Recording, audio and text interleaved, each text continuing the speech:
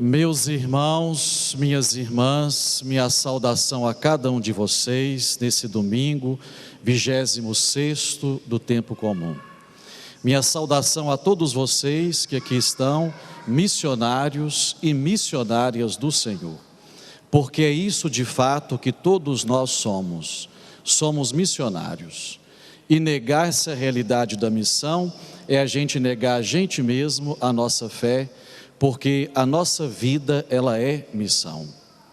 A saudação a cada um de vocês, porque é uma alegria para cada um de nós nos sentirmos assim, missionários. Hoje, 1º de outubro, começando esse mês da missão, para poder este mês recordar que a nossa vida é assim, uma vida de missão. Também, por que não, para com afinco a gente poder rezar na intenção de todos aqueles que trabalham em prol do reino de Deus. Tem muita gente neste mundo trabalhando por causas nobres, trabalhando pelo bem, trabalhando pelo reino de Deus. E nós devemos abrir o nosso coração para poder agradecer a Deus por essas vidas. Nós devemos abrir o nosso coração para com afinco a gente rezar na intenção de cada uma dessas pessoas. Porque ser cristão é a gente ser missionário do Senhor. Toda a igreja, ela é missionária. Todos os cristãos são missionários. Os 3 últimos anos assim nos recordou. Primeiro, vejam, lá em 2020, a vida é missão, fora esse o tema. 2021, Jesus Cristo é missão. 2022, a igreja é missão. E este ano com o tema Ide, da igreja local aos confins do mundo. É Jesus quem nos convoca, é Jesus quem nos chama, é Jesus que nos envia. É Ele quem nos acompanha, é Jesus quem nos assiste com o seu Espírito. E ninguém pode ficar de fora desse convite, meus irmãos e minhas irmãs. Porque nós somos chamados, vejam, a somar as nossas forças para assim alcançarmos com facilidade determinados objetivos ou meta comum. Pense você nas nossas comunidades, aquelas forças que vão sendo somadas para poder assim fazer com que aconteçam os objetivos, a meta comum. Cada um na sua contribuição, cada um no seu jeito, vai se somando com os outros, essas forças somadas para a gente poder alcançar e fazer alavancar tanta coisa do bem. O Papa Francisco, são palavras dele, nos recorda assim: não podemos ficar encerrados na paróquia, nas nossas comunidades, quando há tanta gente esperando o Evangelho. Não se trata simplesmente de abrir a porta para acolher, mas de sair pela porta fora para procurar e encontrar. Ainda continua ele: decididamente pensemos a pastoral a partir da periferia, daqueles que estão mais afastados, daqueles habitualmente que não frequentam a paróquia. E por isso esse tema para nós: ide, ide, ide da igreja local aos confins do mundo. Para exercer essa missão, cada enviado, cada cristão deve ser revestido da pobreza evangélica. Quer dizer, a gente observar os ensinamentos de Jesus. Jesus havia dito: não leveis nada para o caminho, nem cajado, nem sacola, nem pão, nem dinheiro, nem mesmo 2 túnicas. Quer dizer, o despojamento do coração, despojados para poder viver a missão. Quer dizer também as supostas seguranças para o dia a dia, às vezes nos pesam. Supostas seguranças para o dia a dia pesam para que quem deve estar sempre em movimento, quem deve estar em missão. O apego aos bens materiais tira também a fé na providência divina, que criou tudo para todos generosamente. Viver na fé, meus irmãos, e viver com fé, não é tão fácil como falar da fé. Falar até é muito fácil, mas viver a fé e viver com fé é mais difícil. Viver na fé e com fé não é tão fácil como falar da fé. Às vezes nós damos um sim, como diz o Evangelho, muito prontamente, mas às vezes no agir nós negamos. Embora às vezes também nós esbarramos com a dureza do nosso coração, com o nosso fechamento. Nós dizemos não, mas o arrependimento bate à porta do nosso coração, diante do bem que deve ser feito. E aí com o agir, com a vida, nós vamos dizendo sim. Viver com fé, viver na fé, não é tão fácil assim como falar da fé. A fé autêntica, ela exige para cada um de nós estar o quê? Livres interiormente, sem demasiados pesos. Buscar não a si mesmo, mas livres interiormente, confiando o quê? Na força intrínseca da palavra de Deus. Coração livre e coração desarmado. Coração livre e coração desarmado. Como diz a leitura de hoje, a segunda que nós escutamos, é no esvaziamento de si mesmo que damos espaço para a graça de Deus. A leitura nos ensina isso, essa que nós escutamos. Jesus Cristo, existindo em condição divina, não fez do ser igual a Deus uma usurpação, mas esvaziou-se a si mesmo, assumindo a condição de escravo e tornando-se igual aos homens. Encontrado com aspecto humano, humilhou-se a si mesmo, fazendo-se obediente até a morte e morte de cruz. Buscar não a si mesmo, mas livres interiormente, confiando na força intrínseca da palavra de Deus. Coração livre, coração desarmado, é no esvaziamento de si que nós damos espaço para a graça de Deus. É no esvaziamento de si que o nosso coração arde. Uma pessoa cheia de graça, uma pessoa cheia de Deus, como a mãe de Jesus, ela é uma bênção para os demais. Essa pessoa que vai viver desse esvaziamento de si mesmo, despojados, de coração livre, de coração desarmado, ela é uma bênção para os demais. É só a gente aproximar de pessoas assim, que a gente já é contagiado por elas. É uma força, é uma alegria poder encontrar pessoas assim. Elas são bênçãos na vida da gente. A igreja que somos nós todos, devemos servir de ponte para Deus e a humanidade. Como diz o Papa Francisco, a nossa vida não é vida para ser muro, mas a nossa vida é para ser ponte, testemunhas da simplicidade e do amor de Deus aos homens e mulheres. A fé, tão linda a fé, ela é a resposta humana ao convite de Deus. Ela deve ser refletida na terra em que nós vivemos, em que nós trabalhamos.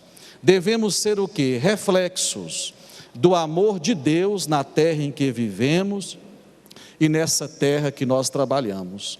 Nós devemos ser aqui isso, reflexos do amor de Deus. Essa é a nossa missão. Reflexos do amor de Deus, na terra que nós vivemos, na terra em que nós trabalhamos. Toda a atividade da igreja e de cada cristão, ela deve ser dirigida para esse fim, ser espelho do amor de Deus. Todo o nosso trabalho deve dirigir-se para esse fim, de sermos espelho do amor de Deus. Diante dessa parábola que nós escutamos no Evangelho, não nos deixemos levar pela covardia do meio termo, porque às vezes diante do chamado, nós ficamos assim um pouco na covardia do meio termo, quando é pedido um sim ou quando é pedido também um não. Costumamos nos deixar levar o quê? pela covardia do meio termo. Às vezes nós não somos assim claros, às vezes nós nos escoramos em desculpas. Quando nós somos chamados, às vezes nós usamos desculpas convincentes para poder, às vezes, o quê? A gente ocultar a nossa incoerência. O Evangelho nos faz entrar no significado do sim e do não, porque todos nós, todos os dias lidamos com isso. Dizer sim e dizer não. Rezar. O Evangelho nos convida a rezar, a gente a meditar sobre o sim ou o não que nós damos na vivência do segmento e na nossa vida. Para Jesus o que importa é o quê? São aquelas atitudes e ações que são coerentes com a verdade do que nós somos. Por isso devem ter ficado assustados, quando nosso Senhor assim disse para eles: porque João veio até vós num caminho de justiça e vós não acreditastes nele. Ao contrário, os cobradores de impostos e as prostitutas creram nele, vós, porém, mesmo vendo isso, não vos arrependestes para crer nele. Encontrou Jesus nesses abertura de coração. Tem um refrão que as comunidades cantam à luz deste evangelho, um refrão muito bonito que diz assim: um não se transforma em sim quando existe arrependimento. O sim se transforma em não quando é dito com fingimento. E é verdade, meus irmãos. É um refrão lindo para se cantar à luz desse evangelho. Um não se transforma em sim quando existe arrependimento. O sim se transforma em não quando é dito com fingimento. O Senhor da vida convida seus próprios filhos para que vão trabalhar nela. Um diz sim, mas à hora da verdade não trabalha na vinha. Dedica-se a outras coisas. É um fingimento. Outro diz não, vai e trabalha na vinha. O sim foi sendo modelado a partir do chão da vida. Às vezes nós temos essa tendência, diante do chamado, de poder dizer não. Às vezes aquela coisa interna de não querer se comprometer. Mas a gente às vezes passa por esse crivo sim do arrependimento e a gente, não, eu preciso ir, vai. Só que esse sim vai sendo vivido no agir e na vida. E a própria vida vai modelando a nós mesmos. O chão da vida vai nos transformando. Mas também a gente pode dizer assim, ficar de longe, só assistindo a banda passar. Não é esse sim que Deus quer. Transitamos entre o sim e o não. Estes dois filhos, estas atitudes, duas atitudes, elas estão onde? Dentro de nós mesmos, porque isso é a gente. Nós somos isso. Às vezes nós somos aquela boa pessoa que diz sim ao projeto de Jesus. Mas quando toca o nosso ego, quando toca a nossa vaidade, quando toca os nossos interesses, nós usamos desculpas, não nos definimos, não nos comprometemos. Às vezes dizemos sim, mas quando o rojão está na nossa mão, aí a gente não quer se comprometer. Ou talvez viver numa diplomacia do meio termo. Todos nós precisamos colocar diante de Deus, do Deus da vida, como filhos. E a gente poder olhar para a gente mesmo e rezar o sim e o não que nós damos. Vivem a verdadeira vontade do Pai. Quem que vive a verdadeira vontade do Pai? Aqueles que traduzem em atos o Evangelho de Jesus, que traduz na vida mesmo o Evangelho de nosso Senhor Jesus Cristo.